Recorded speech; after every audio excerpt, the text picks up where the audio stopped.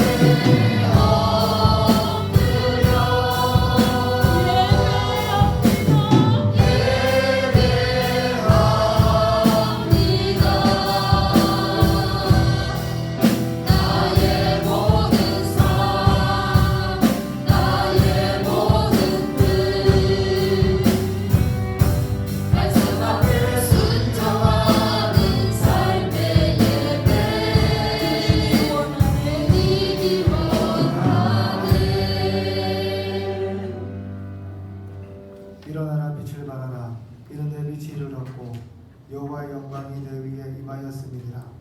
보라, 어둠이 땅을 덮을 것이며 캄캄함이 만민을 가리려니와 오직 여호와께서 내 위에 임하실 것이며 그의 영광이 내 위에 나타나리니 나라들은 내 빛으로 왕들은 비치는 내 광명으로 나아오리라.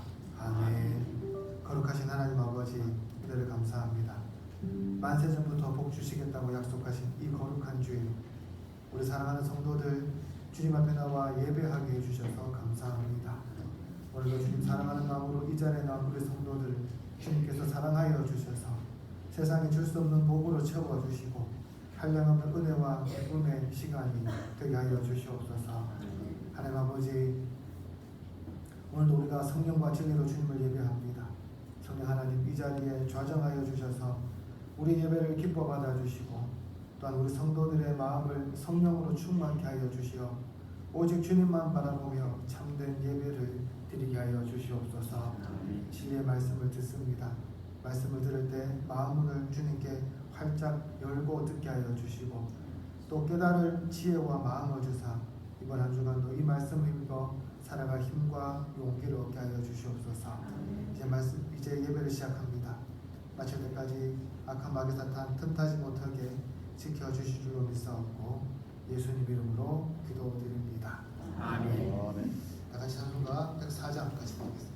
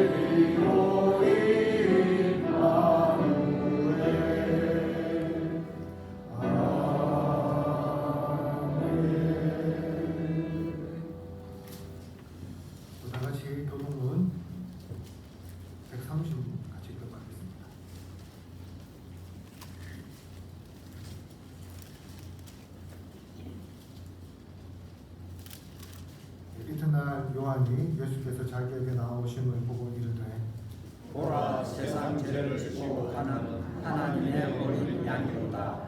그날의 죄와 더러움을 씻는 셈이 다윗의 족속과 예루살렘 주민을 위하여 열리리라. 그러므로 나의 마음이 기쁘고 나의 영도 즐거워하며 내 육체도 안전히 살리니 이는 주께서 내 영혼을 소홀히 버리지 아니하시며 주의 거룩한 자를 멸망시키지 않으실 것임이니이다.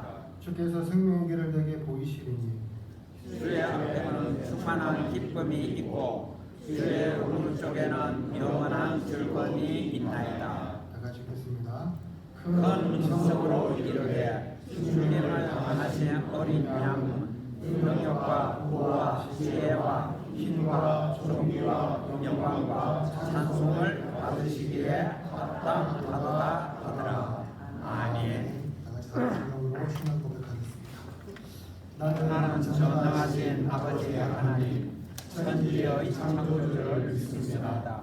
나는 그의 유일하신 아들 우리 주 예수 그리스도를 믿습니다.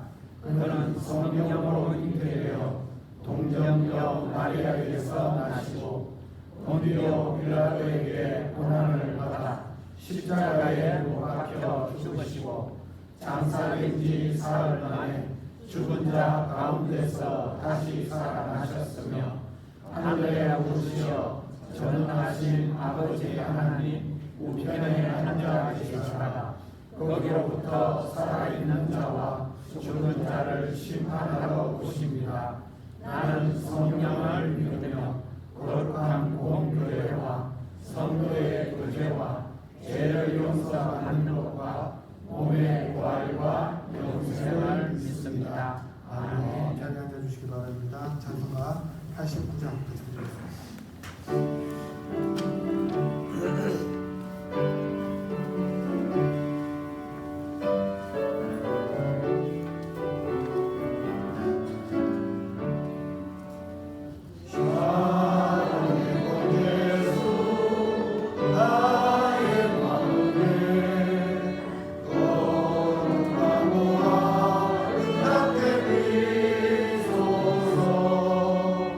내 생명이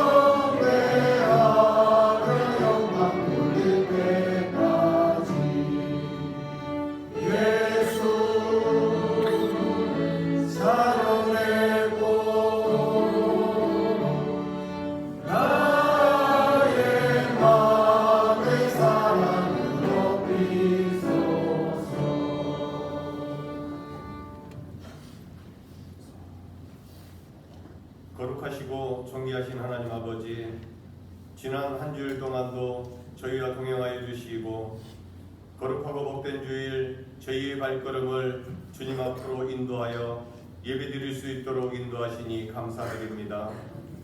접으러 가는 올 한 해도 주님의 은혜 가운데 잘 마무리하게 하시고 저희의 평생을 붙드시는 하나님께 영광과 존귀와 찬송을 올려드립니다. 주님 홀로 영광 받으시옵소서. 하나님 아버지, 지나온 시간을 돌아보면은 모든 날들이 하나님의 은혜였습니다. 눈물의 골짜기를 지날 때도, 빛이 보이지 않는 길을 걸을 때도 주님의 손이 우리를 붙드시고 인도하여 주셨습니다. 주님의 그 크신 사랑과 인자하심을 이 시간 찬양합니다. 그러나 주님, 지난 한 해를 돌아보면 주님 앞에 교만했고 맡겨주신 직분을 온전히 감당하지 못하였습니다. 기도보다 걱정을 앞세우고 말씀보다 세상의 소리를 더 가까이 두었습니다. 이웃의 아픔에 둔감하였고 주님의 교회를 사랑하는 마음과 믿음도 부족했음을 이 시간 고백합니다. 주님, 연약한 저희를 불쌍히 여겨주시고 십자가의 보혈로 정결케 하시고 주님의 길로 돌아오게 인도하여 주시옵소서. 하나님 아버지, 이 시간 우리 교회가 믿음의 반석 위에 굳건히 서게 하시고 성도들의 신앙이 깊어지고 넓어져 삶의 모든 자리에서 주님의 복음에 흔들리지 않게 하여 주옵소서. 예배 때마다 성령님의 충만한 은혜를 경험하게 하시고 말씀의 은혜가 모든 심령 속에 새겨져 우리의 삶이 하나님의 은혜 속에 있음을 고백하며 새해에는 감사하며 기뻐할 일들만 있게 하여 주시옵소서. 그리하여 우리의 가정과 직장, 삶의 자리에서 계획하는 모든 일들이 계획대로 이루어지게 하여 주시고 올 한 해를 마무리하고 새해를 준비하며 새해도 주 안에서 더욱 창대하고 복된 한 해 되게 하여 주옵소서. 우리 교회를 위해 기도합니다. 주님의 뜻과 섭리가 있어 이곳에 우리 교회를 세워주시고 지금까지 인도하여 주심을 감사드립니다. 우리 교회가 감사가 넘쳐나게 하시고 소극적인 신앙이 아닌 헌신의 신앙으로 세워지게 하옵소서. 새해에는 말씀과 기도가 살아 움직이고 전도와 선교에 앞장서는 교회 되게 하시고 사랑과 섬김이 넘치는 교회 되게 하옵소서. 지역사회에 그리스도의 향기를 드러내며 어두운 곳을 밝히는 주님의 도구가 되게 하여 주옵소서. 주님, 이 나라를 위하여 기도합니다. 불안과 혼란 속에서 하나님의 평강이 이 땅을 다스리게 하여 주옵소서. 지도자들에게 정직과 지혜를 주시고 이 나라가 공의에 굳건히 서게 하여 주옵소서.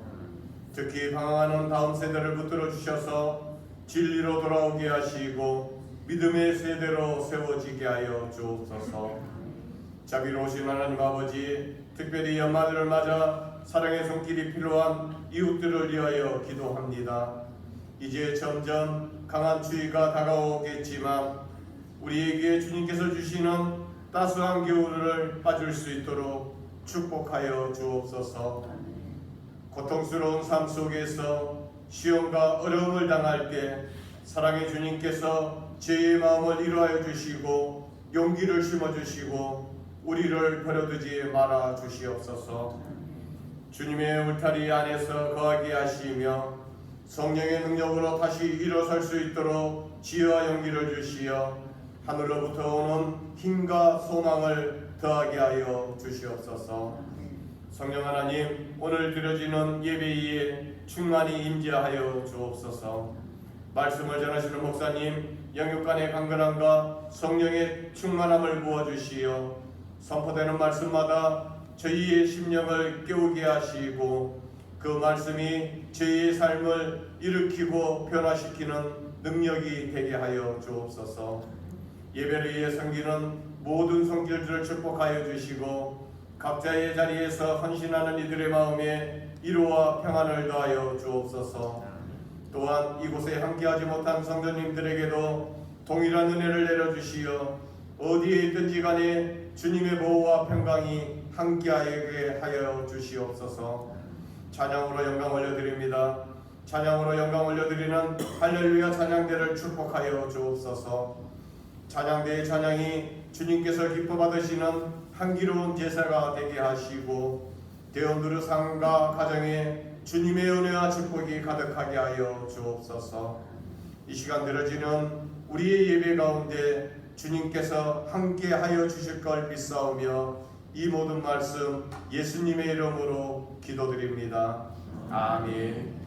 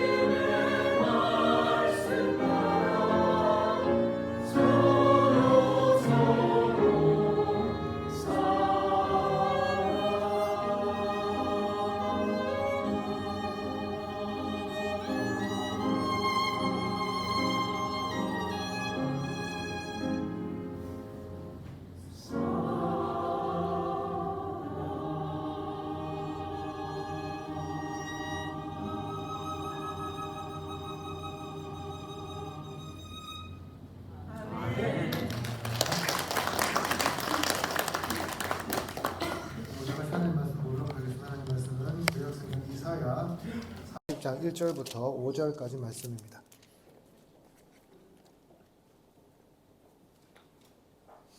구약성경 1014쪽 이사야 40장 1절에서 5절까지 말씀 우리 같이 한 절씩 교독하도록 하겠습니다. 너희의 하나님이 이르시되 너희는 위로하라 내 백성을 위로하라.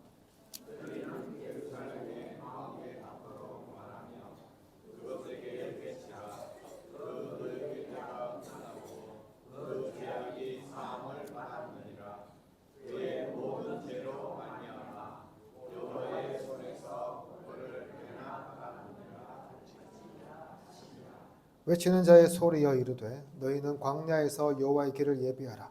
사막에서 우리 하나님의 대로를 평탄하게 하라.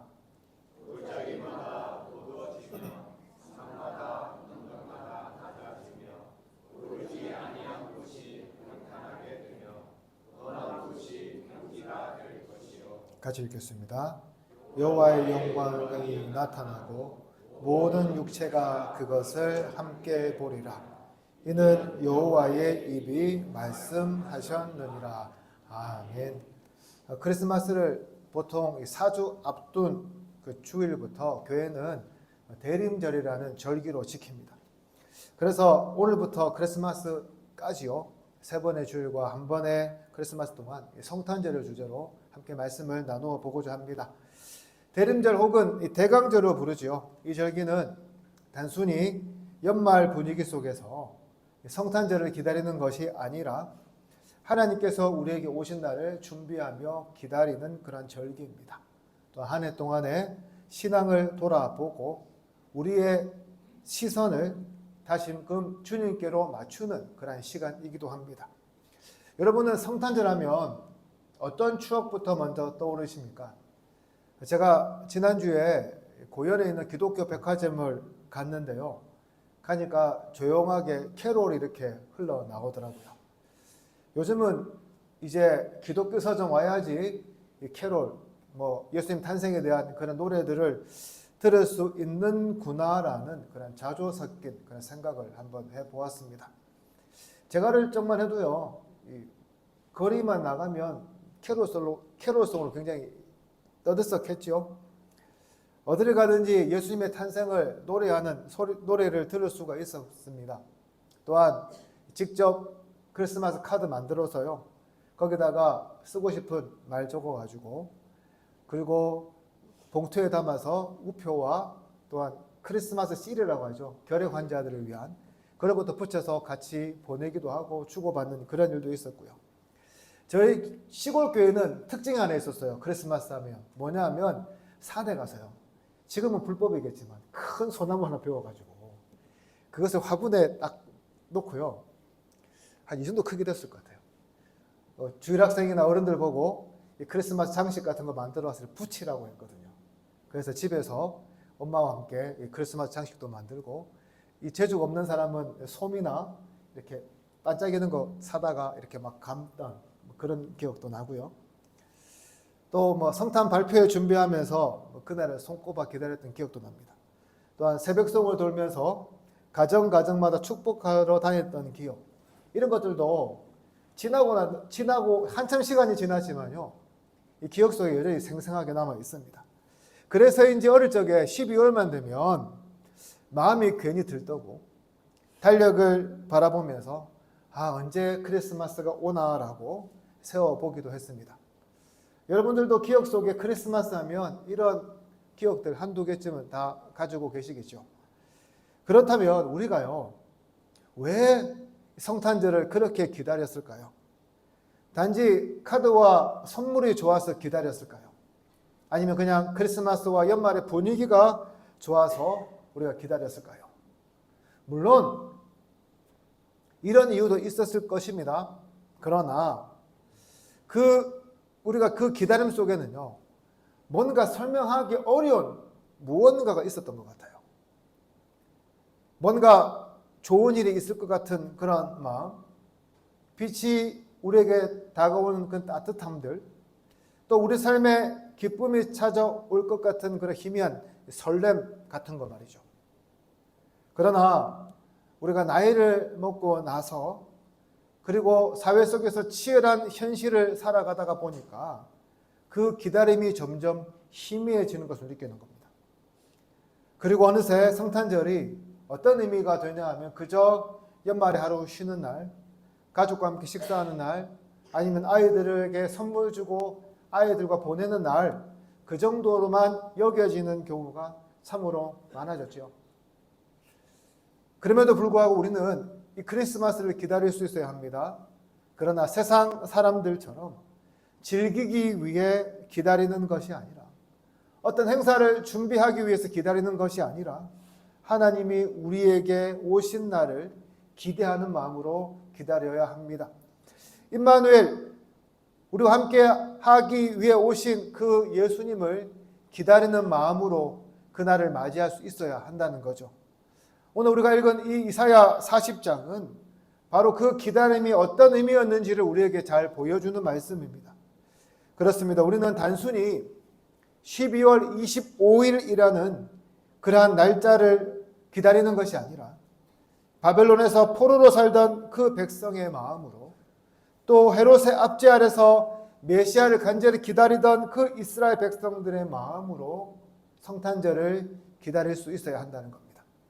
오늘 저는 이 말씀을 통해서 우리가 어떤 마음으로 성탄절을 기다려야 하는지를 생각해 보면서 함께 은혜를 나누기를 소망합니다. 여러분 잘 아는 배우 중에요, 최수종이라는 배우가 있죠. 지금 교회 장로님이 되셨거든요. 이 최수종이라는 배우가 뭘로 유명하냐 하면 사극의 주인공으로 굉장히 유명해요. 여러분 아는 뭐가 있을까요? 장보고도 했죠. 또 뭐 했을까요? 대조영도 하고, 또 뭐 했죠? 왕건도 하고, 또 뭐 대통령도 하고, 이 사극에 굉장히 특화된 배우인데요. 이 배우가 했던 드라마 중에 뭐가 있냐면 대조영이라는 드라마가 있습니다. 이 대조영이 사실은 실존 인물이에요. 어떤 사람이냐면 고구려가 망하고 나서 고구려 유민들과 말과 족속들을 규합해서 발해라는 나라를 세운 사람이거든요. 이 사람을 이제 그 일대기를 이렇게 묘사한 만든 드라마가 있었는데, 거기 드라마에 보면 나라가 멸망하고 당나라의 포로로 끌려갔던 고구려 유민들의 비참한 모습을 아주 적나라하게 잘 보여줍니다. 쉽게 말해서요, 포로로 끌려가면 모든 게 끝이라는 거죠. 그 나라에서 얼마나 높은 지위에 있었던 건지, 그 나라에서 얼마나 잘 살았던 간, 그 나라에서 얼마나 힘을 가졌던지 간에 상관없이요, 포로가 되면 남은 거 다 빼앗기고 집이 다 박탈당하고 아무것도 남은 것이 없는, 남은 것이라고 몸뚱이 하나밖에 없는 그런 신세가 되어버린다는 겁니다. 그런 포로 생활하고 있는 사람들에게 누군가 찾아가서 위로의 말을 전해준다면 어떻게 받아들일까요? 특별히 자기 나라를 멸망시킨 원수인 그 나라가 망하고 이제 포로 생활을 마치고 고향으로 돌아간다는 소식을 듣는다면 얼마나 그 사람들에게 감동적이고 행복의 소식이 되겠습니까? 오늘 본문 1절에서 이스라엘 백성들이 들은 소식이 바로 이런 소식이었습니다. 1절 보십시오. 이렇게 말씀합니다. 너희 하나님이 이르시되 너희는 위로하라, 내 백성을 위로하라. 그렇다면 도대체 무슨 상황이길래 1절 말씀은 시작하자마자 하나님의 위로를 전하고 있을까요? 계속해서 2절도 한번 보십시오. 이렇게 말씀합니다. 너희는 예루살렘의 마음에 닿도록 말하며 그것에게 외치라. 그 노역의 때가 끝났고 그 죄악이 사함을 받았느니라. 그의 모든 죄로 말미암아 여호와의 손에서 벌을 배나 받았느니라 할지니라 하시니라. 무슨 말입니까? 이 본문의 배경이요, 좋을 때가 아니라는 거죠. 포로 시절임을 잘 보여줍니다. 그러니까 이 말씀은 다윗과 솔로몬이 되스리던 그런 전성기에 이스라엘에 주신 말씀이 아니라는 거예요. 유다라는 나라가 망해서 바벨론에서 포로 생활할 때 하나님께서 주신 말씀입니다. 나라를 잃고요, 성전을 잃고요, 삶의 모든 기반을 잃고요, 바벨론에서 포로 생활하던 그 암흑 시대의 백성들이 바로 이 말씀을 들었다는 거죠. 여러분, 포로로 끌려간 사람들의 고통 한번 상상해 보셨습니까? 어떨까요? 아마도 모든 것을 빼앗기고 몸뚱이 하나만 남아서요, 온갖 학대와 멸시와 고통과 노역에 시달리는 모습들이 여러분 쉽게 상상이 가지요. 사실 이 정도만 상상해도 굉장히 힘든데 이스라엘 백성들에게 고통은 이것이 전부가 아니었습니다. 아니, 이것들은 차라리 부차적이었어요. 무엇이 그들을 가장 고통스럽게 했냐 하면 바로 하나님이라는 존재였어요. 예레미야서를 읽다가 보면 이스라엘 백성들이 나라가 멸망하기 전에 어떤 생각을 했는지 우리가 보게 돼요. 어떤 생각을 했을까요? 이스라엘 백성들이요, 성전이 예루살렘에 있는 한 결코 유다는 망하지 않을 거라고 생각했습니다.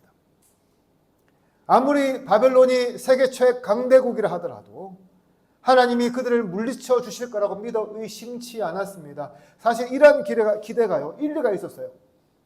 한 100년 좀 전에요, 그 당시 그 지역의 가장 강대국인 아수르가 유다를 침공해 왔습니다. 북이스라엘 멸망시키고요, 그리고 예루살렘 빼고 다 정복했어요. 그런데 유다가 멸망했을까요? 안 했을까요? 안 했습니다.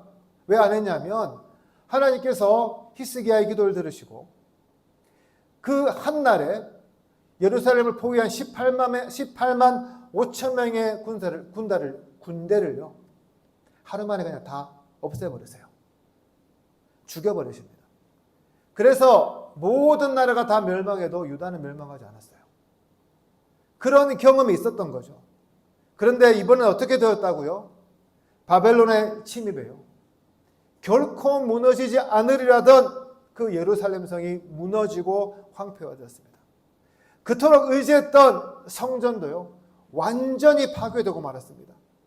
나라가 망해서 포로로 끌려간 것도 큰 충격이었지만 하나님께서 직접 임재하신다는 그 성전이 무너졌다는 충격은 더욱 그들의 마음을 무겁게 만들었다는 거죠. 그래서 포로기 동안요 이스라엘 백성들이 항상 이런 질문을 했습니다. 하나님, 정말 살아 계십니까? 라고요. 왜 이런 질문을 했을까요? 하나님께서 만약 살아 계시다면 우리가 회개하고 돌이키면 다시금 본국으로 돌아갈 소망이 생기지만 하나님이 안 계시면 영원히 이방 땅에 섞여 살다가 그 민족 자체가 사라질 수밖에 없음을 알고 있었기 때문이에요. 그래서 어떻게 합니까? 바벨론에 가서도요 이스라엘 백성들이 신앙의 끈을 놓지 않습니다. 그래서 이방 땅에서도 기도하고 율법을 지키고 하나님을 찾았어요. 그런데 하나님은 끝내 보이지 않았고요 아무런 응답도 주지 않았다는 거죠. 우리는 흔히 포로 시대라고 하면 이스라엘이 망해서 다른 나라로 잡혀가는 것을 상상합니다. 그러나 성경에서 말하는 포로기는 단순히 육체가 외국에 붙들리는 것만 의미하는 것이 아니에요. 즉 포로기의 본질은 그 장소가 바벨론이냐 페르시아냐 로마냐가 아니라 뭐라고요? 하나님이 보이지 않는 시대를 의미합니다. 몸이 포로가 아니라도 마음이 하나님을 볼 수가 없고 그 영혼이 하나님의 임재를 느끼지 못한다면 그 시대야말로 포로의 시대이고 개인적으로도 포로와 같은 상태에 놓여 있는 거라고 말할 수 있다는 것이죠.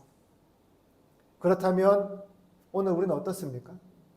저와 여러분은 하나님을 풍성히 만나고 교제하는 그런 자유함을 누리고 있습니까? 아니면 하나님의 임재가 도무지 느껴지지 않는 그런 포로 생활을 하고 있습니까? 여러분 단적으로요 우리가 예수님 믿고 모든 것이 형통합니까? 여러분 바라는 일들이 다 이루어집니까? 여러분이 기도를 열심히 하고 헌금을 분에 넘치게 드리고 봉사를 몸이 부서져라 했음에도 불구하고 하나님께서 그것을 귀하게 여기고 여러분에게 단번에 축복해 주시던가요? 아니요, 그렇지 않을 때도 참 많지 않습니까? 우리는 하나님 믿으면 모든 것이 잘 된다고 배웠는데 교회에서는 하나님께 잘하면 무조건 복 받는다고 하는데 하나님 믿으면 무조건 만사형통이라고 하는데요. 그러지 못하는 게 우리가 신앙생활을 하면서 얼마나 많이 마주하고 살아갑니까? 그래서요 승승장구하던 일들이 기울어지고 누구에게도 자신하던 건강이 문제가 생기고 튼튼하리라고 여겼던 관계가 깨어지고 이외에도 수많은 문제로 내가 너무 힘들어서 하나님께 따지듯이 물어야 하는, 그것도 아니면 기도로 주님께 반항하는 그런 일들이 우리 가운데 얼마나 많이 일어납니까? 그런 일을 경험할 때 우리의 감정이 무엇일까요? 마치 이스라엘 백성들처럼 하나님 정말 살아계십니까? 라고 하는 그 질문들 우리도 저절로 하게 되지 않습니까? 제가 지난주에 한 목사님의 페이스북을 보다가 이런 간증을 보았어요. 그대로 읽어드리면 다음과 같습니다. 저는 집이 너무 가난했습니다. 그래서 대학교 3학년 때 등록금을 내지 못해 신학교에서 퇴학을 당했습니다.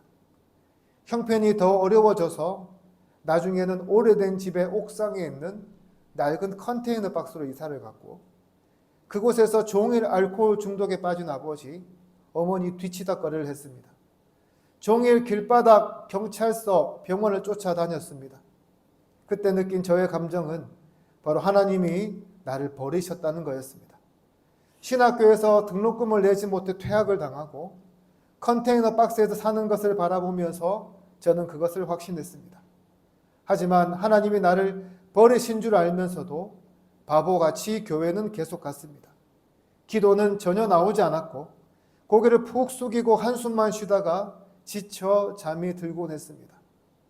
하루는 어머니가 응급실로 실려갔습니다. 늦은 밤에 주무시는 아버지를 확인하고 또 바보같이 교회를 갔습니다. 갑자기 엄청난 폭우가 쏟아졌습니다. 우산도 없이 비를 맞으며 걸었습니다. 그러다가 마음에 있던 울분과 화가 폭발하며 하나님을 향해 이렇게 울부짖으며 따졌습니다.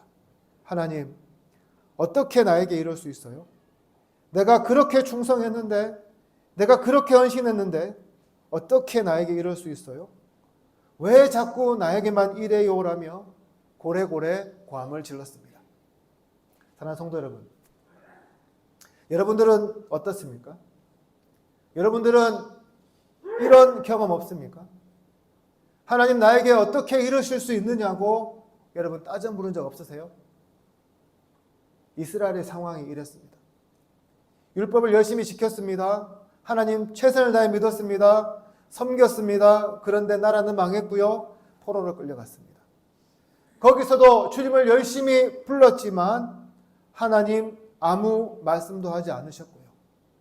유다 백성의 삶은 하나도 달라진 게 없었어요. 그런데 이런 칠흑같이 깜깜한 이런 어둠의 상황에서요, 한 줄기 빛과 같은 세미한 소리가 하늘로부터 들려왔던 거예요. 뭐라고요? 내가 너희를 위로한다는 말씀이었습니다. 그것도 이제 너희들이 포로 생활이 끝났다는 그런 말씀과 함께 말이죠. 이 말씀을 들었을 때에 유다 백성들의 심정이 어떠했을까요? 저라면 그 자리에 주저앉아 울었을 것 같아요. 계속해서 그 목사님 간증은 이렇게 이어집니다. 그렇게 고래고래 고함을 지른 후 교회에 도착하여 젖은 몸으로 지하 예배당에 덜썩 주저앉아 있는데 그 순간 주님이 다가와 나를 안아주시며 함께 우셨습니다. 하나님은 나에게 가장 멀리 있다고 여겼는데 사실 가장 가까이에서 나를 위로하시고 함께 하셨던 것입니다. 그리고 바로 이 예수님 때문에 저는 모든 고난의 시절을 이겨낼 수 있었습니다. 라고요. 사랑하는 성도 여러분, 오늘 우리도 마찬가지입니다. 하나님은 우리를 위로하시는 분이라는 거예요. 때로는 우리가 하나님 정말 살아 계십니까? 라고 되묻는 상황에 처하기도 하시지만 하나님은 우리의 가장 가까이에서 우리를 위로하시는 분이십니다. 그러면 사랑하는 성도 여러분, 혹시라도 마음의 아픔으로 힘들어하는 분들이 계시다면, 고통과 시련으로 주님 정말 살아 계십니까? 라고 질문을 연발하고 계신 분들이 계시다면 이번 대림절을 주님의 위로를 기대하는 마음으로 기다려 보시는 것은 어떻겠습니까? 아픔 속에서 가장 가까이에서 위로하시는 하나님이, 슬픔 가운데서도 함께 울어주시는 하나님이 저와 여러분의 삶에 임재하셔서 모든 슬픔과 걱정과 아픔을 바꾸시는 그러한 은혜가 넘치게 될 줄로 믿습니다. 이번 대림절 기간을 통해서 하나님의 보이지 않는 포로기를 넘어 주님의 위로를 경험하는 저와 여러분 되기를 주님의 이름으로 축복합니다. 이렇게 하나님은 포로기에 있는 백성들에게 너희는 위로하라라고 말씀하셨습니다. 그런데 사랑하는 성도 여러분, 위로의 말씀만으로 포로기가 끝이 날까요? 아니요.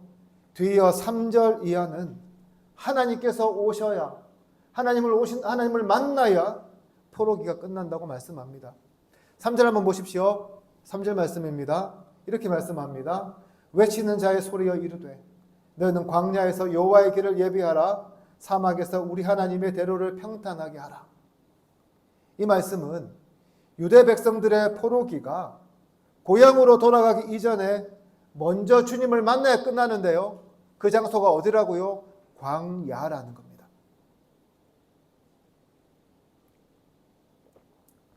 그런데 여러분, 왜 하필 광야일까요? 다른 좋은 거 많잖아요. 왜 광야일까요? 광야는 우리 인간의 힘이 사라지는 자리이기 때문입니다. 모든 인간의 능력이 끊어지고요. 계획이 무너지고요. 자랑거리가 사라지는 자리. 오로지 하나님만 바라보지 않으면 살 수 없는 자리, 그 자리가 바로 광야였기 때문입니다. 그렇게 본다면 광야만큼 하나님을 만나기 좋은 자리가 없는 거죠. 그러나 여기에는 더 중요한 의미가 또한 담겨 있습니다. 여러분, 출애굽 당시를 한번 상상해 보세요. 하나님께서 광야에서 어떤 일을 하셨을까요? 그냥 이스라엘 백성들 40년 동안 뺑뺑이 돌리셨을까요? 아니에요. 노예의 근성으로 물들어 있는 이스라엘 백성들의 때를 다 벗기셨어요. 종의 근성으로 가득 차 있는 그 이스라엘 백성들을 하나님 백성으로 바꾸시는 작업을 하셨어요. 하나님의 백성으로 가나안 땅에 살만한 사람들로 광야를 통해 만들어 가셨다는 거죠. 얼마나요? 40년 동안요. 바벨론에서 포로성을 하던 자들에게도 당연히 이 광야가 필요했습니다. 왜요? 그동안 바벨론에서 얼마나 우상의 영향을 받고 거기에 적응하며 살았겠습니까? 이방인들과 어울려 지내며 얼마나 신앙적으로 오염이 됐겠습니까? 바로 그 노예의 근성들, 노예의 때들을 다 제거하기 위해서 하나님은 그들에게도 광야로 가서 주님을 만날 것을 명령하고 있는 겁니다. 그런데 그게 끝이 아니었어요. 광야 역할은 신약에도 이어집니다. 방금 읽은 3절을 신약 성경의 복음서들은 하나같이 세례 요한에게 적용합니다. 그리고 이 예언처럼 세례 요한은 예수님의 길을 예비하는 자로 광야에서 나타나 회개의 세례를 선포했습니다. 여러분, 왜 세례 요한이 광야에서 이렇게 외쳤을까요? 아니, 성전에 있는 예루살렘 얼마나 좋습니까? 사람들이 많이 모여있는 시장이나 사람들이 모여있는 회당 얼마나 좋습니까? 그런데 그 좋은 장소를 두고 왜 하필 황량한 광야로 나가서 외쳤을까요? 그 이유는요, 아주 단순합니다. 바로 백성들을 정결하게 할 곳이 예루살렘 성전이나 사람들이 많이 모여있는 시장이나 회당이 아니라 어디요? 광야였기 때문이에요. 광야에서 주님을 만날 때에 비로소 모든 죄가 용서받을 수 있다는 것을 알았기 때문에 세례 요한은 광야를 떠나지 않고 거기에서 계속해서 외치는 사역을 감당했던 겁니다. 그래서 어떤 일이 벌어집니까? 구름대 같은 백성들이 몰려와서요, 세례 요한에게 회개의 세례를 받고 그 말씀을 듣습니다. 왜 이렇게 몰려왔을까요? 이 당시에는요, 하나님의 말씀이 없는 시기였거든요. 이 당시 유다는 자체적으로 세웠던 마카비 왕조란 그 왕조가요, 100년도 되지 않아 로마에게 멸망합니다. 한마디로 식민지 백성이 다시 되었어요. 그리고 로마가 세워진 왕은 어떤 왕이냐면 유다 백성이 아니었습니다. 에돔 족속인 헤롯이었어요. 헤롯이 얼마나 권력에 대한 집착이 심했냐면 자기의 왕권에 방해가 된다고요, 자기 아내를 죽였어요. 자기의 세 아들까지 죽인 사람이에요. 이런 가족에 대해서도 권력에 대한 집착을 놓지 않는 사람이니까 백성들에 대한 그래 압제는 얼마나 심했겠느냐는 거죠. 그런데 그것보다 더 고통스럽게 이스라엘 백성들을 만드는 일이 있었으니 그것은 바로 하나님의 말씀이 들려오지 않았다는 거예요. 얼마 동안요? 400년 동안. 말라기 선지자 이후에 400년 동안 예언이 끊어졌어요. 무슨 말이에요? 하나님 정말 살아 계십니까? 라고 물을 수밖에 없는 그런 상황이었다는 거죠. 그런데 그 광야에서 세례 요한의 입을 통해 하나님의 말씀이 흘러나옵니다. 그러니 사람들이요, 그 멀고 고통스러운 길을 하나님 말씀 하나 들어볼 거라고 그렇게 손수 찾아갔다는 거죠. 하지만 여러분, 세례 요한의 메시지를 보시면요, 아주 단순합니다. 무슨 말씀이에요? 회개하라, 천국이 가까웠느니라, 주의 길을 예비해라. 이게 전부예요. 회개하는 자가 바로 오실 주님을 만나는 자라는 겁니다. 더 정확하게 말하면 광야에서 그동안의 죄악의 때를 다 벗겨내는 바로 그 사람이요. 누구요? 오실 하나님을 만날 수 있다는 거예요. 사랑하는 성도 여러분, 오늘 우리는 오실 하나님을 만날 준비가 되어 있습니까? 주님의 길을 예비할 그런 자세가 되어 있습니까? 우리가 어떻게 해야 주님의 길을 예비할 수 있을까요? 4절 말씀해 보십시오. 이렇게 말씀합니다. 우리에게요, 마음의 골짜기를 메우고 교만한 산과 언덕을 낮추고 삐뚤어진 길을 곧게 하고 거친 길을 평탄하게 하여 주님 오실 길을 만들라고 합니다. 그렇게 하면 반드시 여호와의 영광이 우리 가운데 나타나고 모든 육체가 그것을 본다고 말씀합니다. 그렇습니다. 우리 이번 대림절 기간을 주님의 위로하심을 기대하는 것을 넘어서 오실 주님과의 만남을 준비하는 시간으로 삼아야 합니다. 성탄절을 맞이하여서 무조건 기쁘고 행복한 것만 떠올려 보지 마시고 우리가 어디로요? 직접 광야로 가서 우리 모든 죄의 때를 벗겨버리고 주님을 만나기에 적합한 자로 만들어 가야 한다는 거예요. 우리가 이번 대림절을 주님과의 만남을 준비하는 시간으로 삼을 때 우리가 광야로 가서 그동안의 모든 죄의 때를 벗겨낼 때에 우리는 주님의 길을 예비하며 오실 주님을 기쁨으로 맞이하게 될 것입니다. 주님의 영광을 우리뿐만 아니라 우리 주변 사람들에게 보여줄 수 있게 될 것입니다.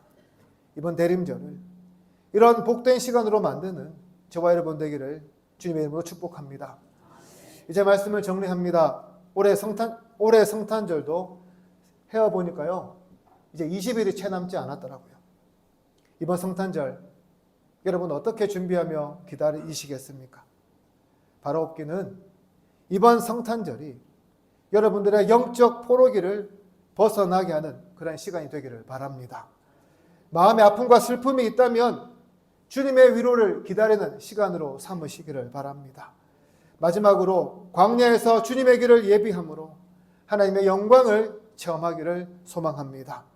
이를 통해서 무너진 심령이 회복되고 사라진 은혜를 되찾으며 잊어버렸던 주님의 영광을 목도하는 저와 여러분 되기를 주님의 이름으로 축복합니다. 기도드리겠습니다.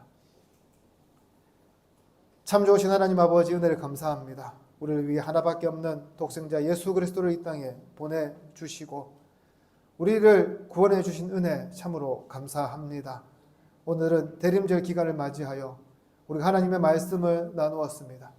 우리가 이 대림절 기간을 헛되이 보내지 않게 하여 주시고 마음속에 포로기를 보내고 있는 분들에게는 그 포로기를 벗어나서 주님의 위로를 경험하게 하여 주시고 또 광야에서 우리의 죄악의 때를 벗어버리게 하여 주셔서 이번 대림절 기간 우리의 무너진 영적인 성을 수축하고 주님의 백성으로 잘 준비되게 하여 주시옵소서. 이를 통해 오실 주님을 만나는 기쁨을 누리게 하여 주시옵소서. 감사드리며 예수님 이름으로 기도드립니다. 아멘. 다 같이 말씀을 생각하며 찬송가 88장 같이 드리겠습니다.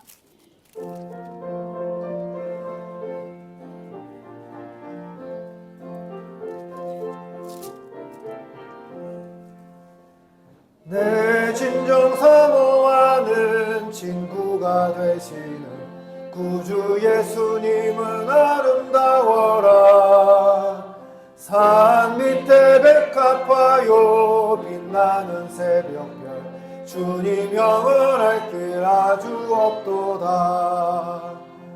내 맘이 아플 적에 그 위로 되시며 나 외로울 때 좋은 친구라. 주는 저 산 밑에 백합 빛나는 새벽별 이 땅 위에 비길 것이 없도다. 내 맘의 모든 염려 이 세상 고난도 주님 항상 같이 하여 주시고 시험을 당할 때에 악마의 개교를 즉시 물리치사 나를 지키네.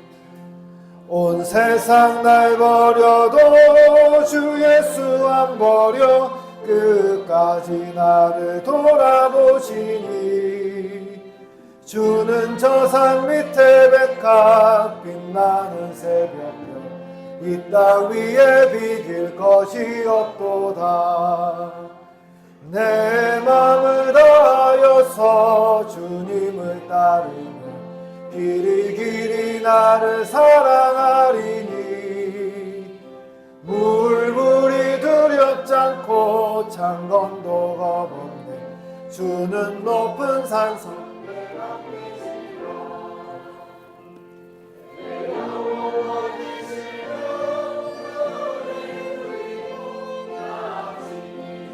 뵙기 원하네. 주는 저 산 밑에 백합 빛나는 새벽별 이 땅 위에 비길 것이 없도다. 아멘. 우리의 전부가 되신 주님 은혜를 감사합니다. 우리를 예배의 자리로 불러주신 것도 감사한데 우리의 것들 중에 구별하여 주님께 예물로 드리게 하여 주셔서 감사합니다. 하나님 아버지 드린 손길 위에 복의 복을 다하여 주시고 남에게 꾸어주되 꾸지 않는 그런 은혜를 다하여 주시옵소서. 특별히 경제적으로 참 어려운 시대를 보냅니다. 하나님께서 우리 성도들의 형편을 긍휼히 여겨주셔서 가뭄 속에서도 복을 받은 사르밧 과부의 가정처럼 가뭄 속에서도 백배의 결실을 맺은 이삭처럼 특별한 축복을 다하여 주시옵소서. 그래서 주님으로 인해 이 어려운 시기를 풍족하게 넘어갈 수 있도록 주님께서 축복해 주시옵소서. 건강의 문제로 걱정하고 고민하는 성도들에게는 강건함을 다하여 주시고 또 수술을 회복 중인 성도에게는 빠르고 깨끗하게 나음을 입는 그런 은혜도 다하여 주시옵소서. 이 예물이 쓰이는 곳곳마다 하나님 큰 영광 드러나게 하여 주시고 또 이번 한 주도 주님께서 우리 성도들을 든든하게 지켜 주시옵소서. 감사드리며 예수님 이름으로 기도드립니다. 아멘. 권고 말씀드리겠습니다. 예배로 부응하는 우리 교회 신 여러분들을 주님의 이름으로 환영합니다. 오늘 오전 예배 후에 공동의회 있습니다. 공동의회는 세례 받으신 분들 다 참여하시는 거니까 오늘 식사 조금 늦게 하시더라도 세례 받으신 분들 다 참여해 주시고요. 나이도 중요하지 않습니다. 재직에 참여하시 못하시는 은퇴하신 분들도 공동회에 참여하실 수 있으니까 함께 참여해 주시기를 바랍니다. 오늘 또한 각 기관 청회를 해주시면 좋겠습니다. 그래서 제 생각에 오늘은 구역 모임 하지 마시고요. 1시부터 모여서 구역 모임, 기관 모임 해주시고요. 기관 임원도 선출해 주시고 내년도 사업 계획안도 다음 주까지 저에게 알려주시기 바랍니다. 남전도회 분들은 요 식당 옆에 보면 놀이방 있죠. 거기서 모여주시고 1여전도회 분들은 식당에서 모여주시고 이 여전도회 분들 이후에 사무실에서 모여주시면 감사하겠습니다. 그리고 내년에 봉사할 사역자 모집합니다. 하시는 분들은 그대로 하시면 되는데요. 지금 내가 아무것도 하고 있지 않다 하시는 분들은 꼭 내년에 한 가지씩은 봉사해 주셨으면 좋겠습니다. 봉사할 분야 많습니다. 교사도 있고요. 청소도 있고요. 설거지도 있고요. 엄청 많아요. 그러니까 꼭 한 가지씩 봉사를 신청해 주시기를 바랍니다. 오다 보면 우리 교회 입구에 문이 좀 달라졌을 거예요. 문이 이렇게 벌어져 있었는데 지난주 목요일 아주 추운데 우리 오성준 집사님하고 이내성 집사님이 오셔가지고 수고해 주셨습니다. 너무 감사드립니다. 새 가족 있습니다. 이 허둘금 성도님이시죠? 잠시 일어나 주시겠습니까? 예, 반갑습니다. 환영의 박수하도록 하겠습니다. 네. 나중에 식사 꼭 하시고요. 저 한번 꼭 만나주고 쉬고 가시면 좋겠습니다. 자, 우리 다 같이 일어나셔서 찬송가 53장 같이 드리겠습니다.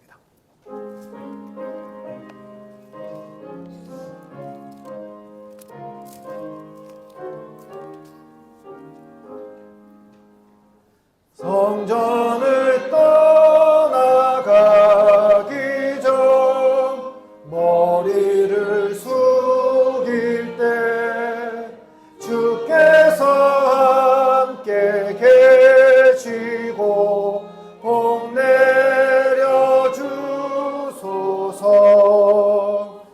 집으로 돌아가는 길 주동행하시고 내 모든 언행 심사를 다 지켜주소서. 거룩한 날이 다가고 저녁이 되도록 주 우리 맘에 빛 되사 늘 계시옵소서.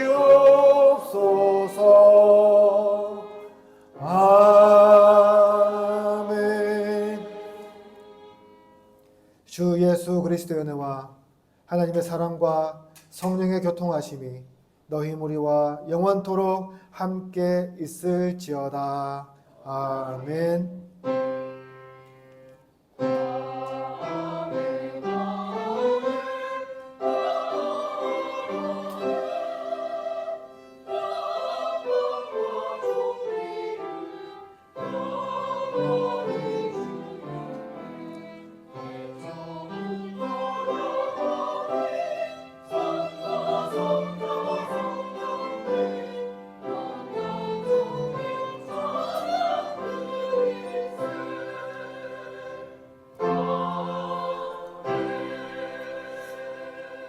연합대 저 한번 인사하겠습니다. 사랑합니다. 축복합니다.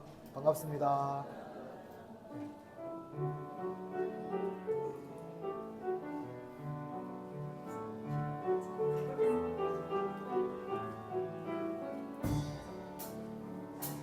주께 힘을 얻고 그 마음에 시온의 대로가 있는 그대는 하나님의 축복의 사람이죠. 주님 그대를 너무 기뻐하시죠. 주의 집에 거하기를 사모하고 주를 항상 찬송하는 그대는 하나님의 축복의 사람이죠. 주님 그대를 너무 사랑하시죠. 그대 섬김은 아름다운 찬송, 그대 헌신은 향기로운 기도, 그대가 받는 날 어디에서